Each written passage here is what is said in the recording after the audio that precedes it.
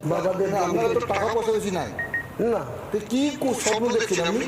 135টা সিটে লোক দেখেন বলছে দেখাতে পারবেন দেখুন টাকা ছাড়া তো নির্বাচন হয় না বন্ধ আপনিও জানেন আমার কোনো রিসার্চ আছে আমার কোনো ফাইন্যান্সিয়ালি হেল্প করার জন্য এই ভারতবর্ষের মাটিতেই অফিসিয়ালি তার কয়েক হাজার কোটি টাকার মালিক ট্যাক্স পেয়ার করে সে আমাকে পুরো সাপোর্ট দিচ্ছে সাপোর্ট দিচ্ছে সাপোর্ট দিচ্ছেন তিনি এটা পুরো ফিনান্সিয়ালি সাপোর্ট দিচ্ছেন না না কেউ ওনাকে সাপোর্ট দিচ্ছেন উনি বলছেন নিশ্চয়ই তার অফিস লোকের কথাই কেন লাগতে যাবো তৃণমূল কংগ্রেস যখন মুখ্যমন্ত্রী হয়েছিল 2011 সালে আমাকে ব্যক্তিগতভাবে মুকুল রায় বলেছিল